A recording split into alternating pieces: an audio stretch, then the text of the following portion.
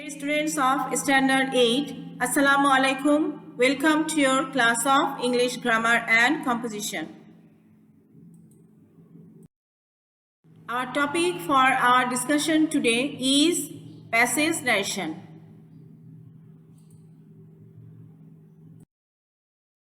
Rule 6. If there is sir used in the direct speech, then in indirect speech it will be respectfully, with respect, politely used instead of sir. As for example, here is a sentence of direct speech. The boy said to the man, "Sir, can you help me find the way?" We can see sir inside the inverted comma, that is in the reported speech. Now, how we can change it into indirect? Let us see. The boy asked the man respectfully if he could help him find the way. Or, the boy respectfully asked the man if he could help him find the way. Students, notice that respectfully in the first speech is used after the reporting verb. Again, in the second sentence, respectfully is used before the reporting verb. So it is not a matter where you will use. You can use both after and before the reporting verb, respectfully. Or you can use the boy asked the man with respect if he could help him find the way. Or the boy politely asked the man if he could help him find the way. So what can we see in all the sentences? Instead of sir, respectfully, with respect, or politely is used. Hope you have understood.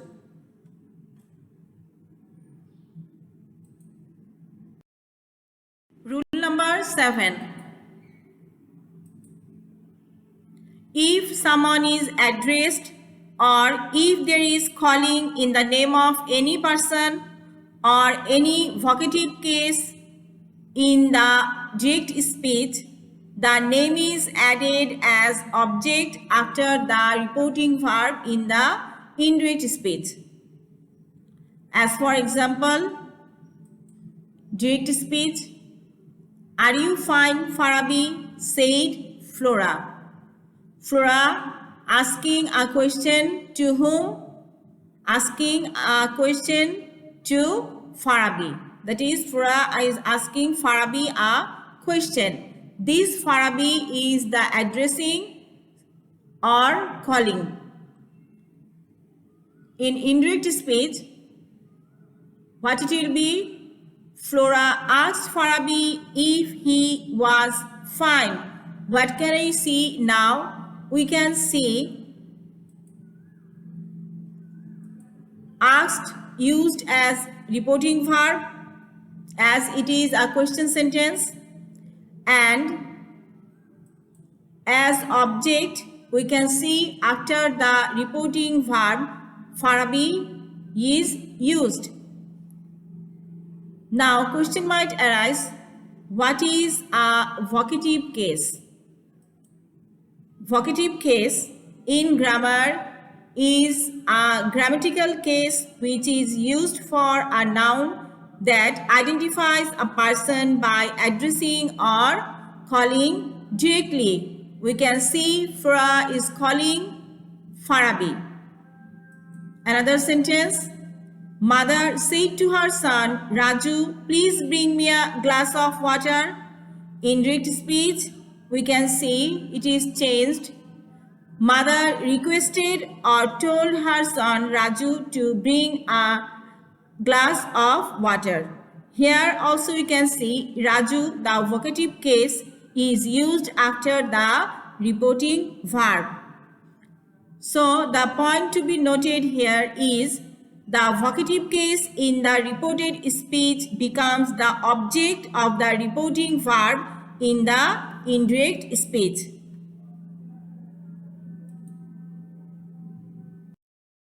Rule number 8. If someone is addressed or called in the name of any relation, there will be addressing as brother or sister or friend used before the subject of the reporting verb in the indirect speech. Brother, sister, friend, uncle, mother, father, of course, these are the names of different relations.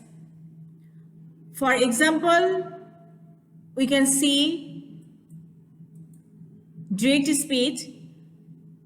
Romy said to Jim, brother, I want your help.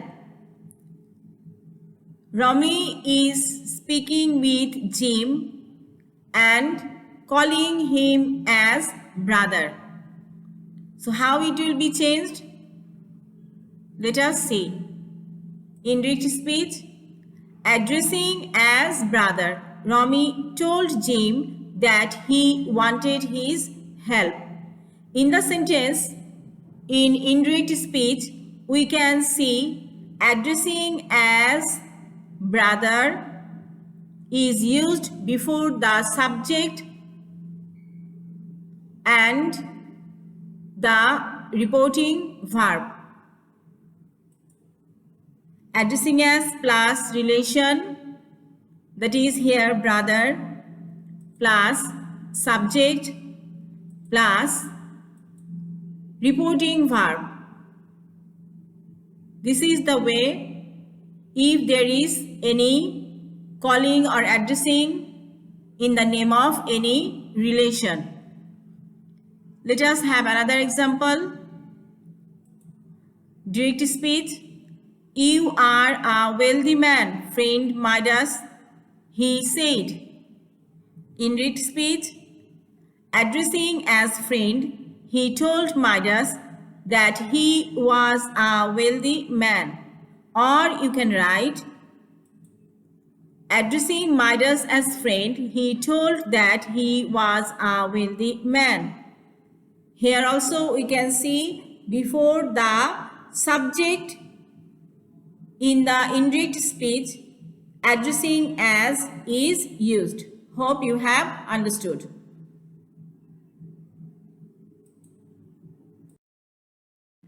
Rule number 9. If reported speech has a note of interrogation after an assertive sentence, students, we know generally after the assertive sentence, full stop is used. But what is said here? If the reported speech has a note of interrogation after an assertive sentence, that means the sentence will be in the structure of assertive sentence, and after the sentence there will be a question mark. Then in indirect speech there will be being surprised used before the subject of the reporting verb, and the rules of doing interrogative sentence will be followed. Example, direct speech. Mother said to Minu, you have made the cake. What can you see here? You have made the cake. The sentence is in the assertive structure, but there is a question mark at the end. How and when such kind of expression is there? When someone is surprised or excited, then one can talk like this. You have made the cake. Indirect speech, let us see how it is changed. Being surprised, mother asked Minu if she had done it. What can we see here? Being surprised used before the subject of the reporting verb. Reporting verb is here asked before that who is the subject? Mother is the subject, and before the subject being surprised is used, and the rest after the reporting verb is according to the change of the interrogative sentence. Another example, he said to me, "You are angry with me." You are angry with me, like this. Here we can see also the structure of assertive sentence, but at the end a question mark. So in indirect speech, how it is changed, let us see. Being surprised, he asked me if I was angry with him. Rule number 10. If there is a present participle phrase with the reporting verb, it will be used before the reporting verb, that is at the starting of the sentence in the indirect speech. Example, direct speech. "Are you brothers?" asked the mistress of the house, turning to the dervishes. Here we can see asked is the reporting verb and turning to the dervishes is present participle phrase. So how is it changed in indirect speech? Let us see. Turning to the dervishes, the mistress of the house asked if they were brothers. What can we see here? The present participle phrase turning to the dervishes is used at the beginning of the sentence before the reporting verb. Another example, "I am going out," he said, putting on his coat. Indirect speech, putting his coat on, he said that he was going out.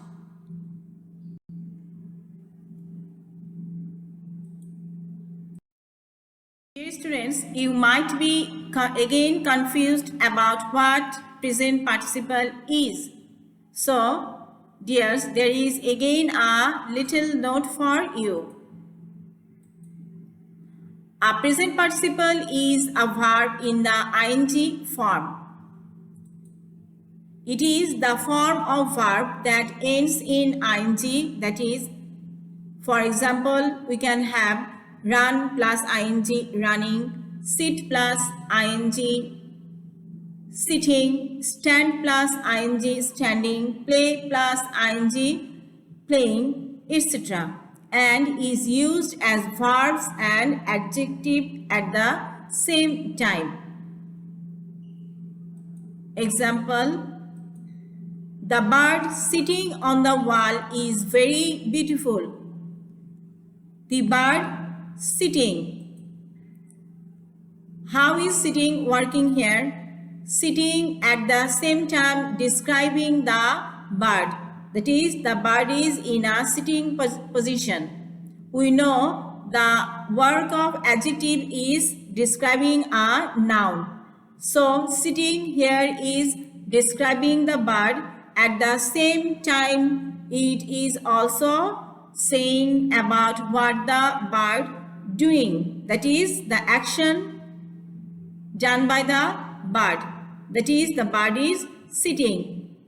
So, sitting here at the same time expresses the action of the bird plus the quality of the bird describing.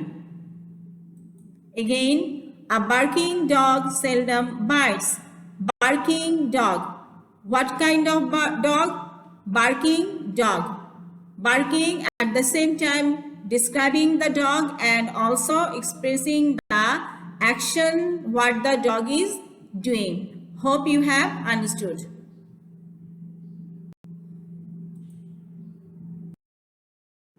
But if it is not present participle, then the position may remain unchanged. Example, direct speech, "How can I believe you?" the leader of the gang of robbers screamed. indirect speech. The leader of the gang of robbers screamed and asked the person spoken to how he could believe him. What can we see here? In the direct speech, screamed, here we can see at the end. Again, while changed into indirect speech, the position of screamed remains unchanged. Hope you have understood. Again, let us have another example. Direct speech, good morning, sir. All the students stood up and said to the teacher. In the indirect speech, all the students stood up and respectfully wished the teacher good morning. Here also we can see in the direct speech, all the students stood up, and in indirect speech, again we can see all the students stood up. The position is same. Hope you have understood.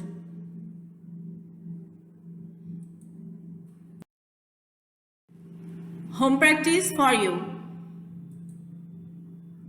Number 1. What are you doing now, Rashid? I said. I am watching an interesting program on television. Aren't you wasting your time? No, I don't think so, he said. Remember, too much watching of TV makes people lazy. Exercise number 2. Stop there, the giant shouted, glaring fiercely. How have you come here? I have to run, said Jack. Thank you, dear students. Stay safe, be blessed.